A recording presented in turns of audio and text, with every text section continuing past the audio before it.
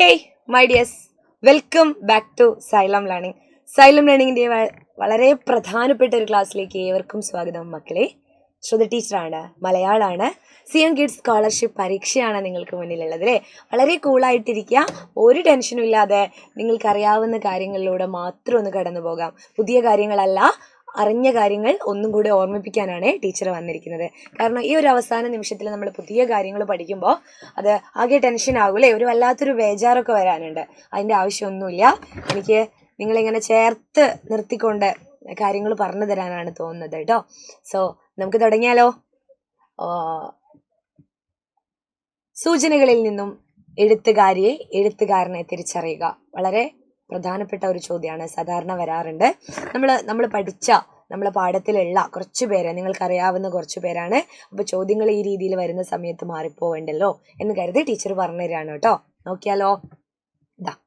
സൂചനകളിൽ നിന്നും എഴുത്തുകാരിയെ തിരിച്ചറിയുക. കേരള സംസ്ഥാന വനിതാ കമ്മീഷന്റെ ആദ്യ ചെയർപേഴ്സൺ. സേവ് സൈലന്റ് വാലി പ്രതിഷേധത്തിൽ പ്രധാന പങ്കുവഹിച്ചു. രാത്രിമഴ, അമ്പലമണി എന്നിവ പ്രധാന കൃതികളാണ്. സ്വാതന്ത്ര്യ സമരസേനാനിയും കവിയുമായ ബോധേശ്വരന്റെ മകളാണ്.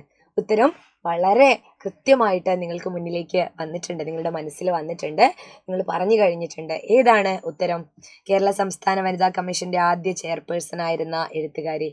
സേവ് സൈലന്റ് വാലി പ്രതിഷേധത്തിൽ പ്രധാന പങ്ക് വഹിച്ച കവയിത്രി. രാത്രിമഴ, അമ്പലമണി എന്നിവ പ്രധാന കൃതികളാണ്. സ്വാതന്ത്ര്യ സമര സേനാനിയും കവിയുമായ ബോധേശ്വരന്റെ മകൾ. ആരാണ്? നമുക്കറിയാം, സുഗതകുമാരി ടീച്ചറാണ് അല്ലേ. ഇതിലെ രാത്രിമഴ, അമ്പലമണി എന്ന് കണ്ടാൽ തന്നെ നിങ്ങൾക്ക് കൃത്യമായിട്ട് ഓർമ്മയുണ്ടാവും.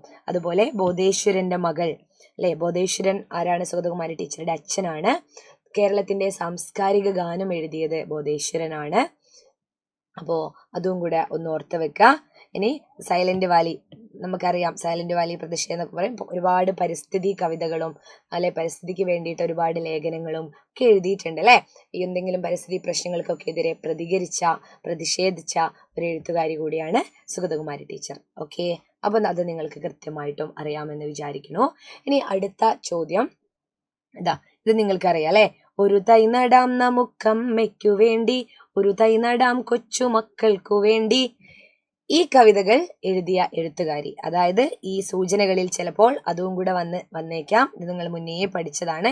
അയ്യപ്പ പണിക്കർ, സുഗതകുമാരി, ബാലാമണിയമ്മ, കുഞ്ഞുണ്ണി മാഷ്. സുഗതകുമാരി ടീച്ചറാണ്. ഓർമ്മ വരും നിങ്ങൾക്ക്, കാണുന്ന സമയത്ത് ഉറപ്പായിട്ടും ഓർമ്മ വരും കേട്ടോ. അപ്പോൾ ഇങ്ങനെ വന്നാലും എഴുതാം. ഇനി ഞാൻ മറ്റൊരാളെയാണ് പരിചയപ്പെടുത്തുന്നത്. ചോദ്യം ശബ്ദസുന്ദരൻ എന്നറിയപ്പെടുന്നു അല്ലെ. ആരാണ്?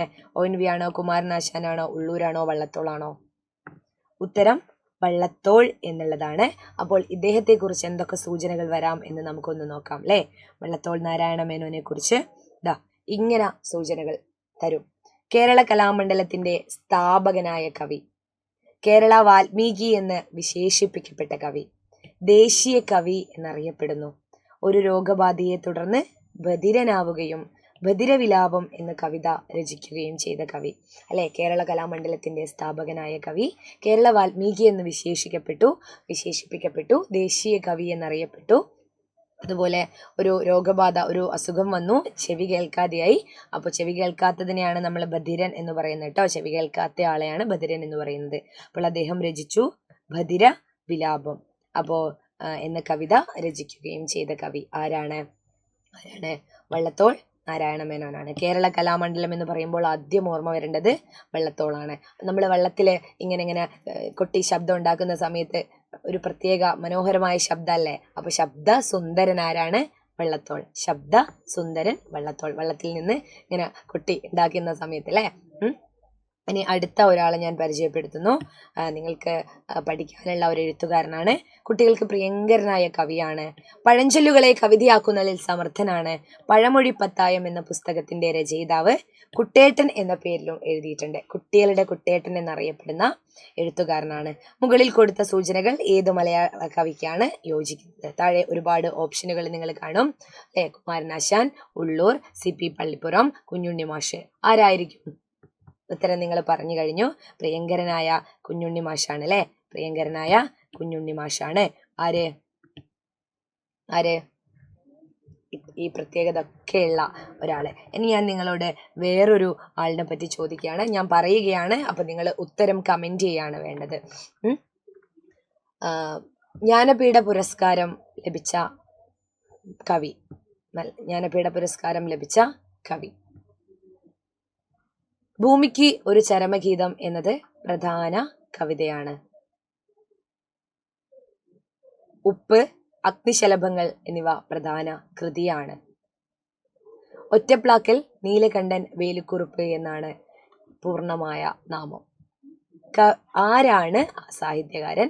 ആരാണ് ആ എഴുത്തുകാരൻ? കമന്റ് ചെയ്യുക കേട്ടോ, എല്ലാവരും കമന്റ് ചെയ്യുക. എനിക്ക് പറയാനുള്ളതൊന്നു മാത്രമാണ്, all the very best for your examination. ഞാൻ പറഞ്ഞത് കമന്റ് ചെയ്യണം കേട്ടോ. അതുകൊണ്ട് എല്ലാവിധ ആശംസകളും, ടീച്ചറിന്റെ പ്രാർത്ഥനകൾ ഉണ്ടാവും. നിങ്ങൾക്ക് നല്ല പോലെ എഴുതാൻ പറ്റട്ടെ മക്കളെ.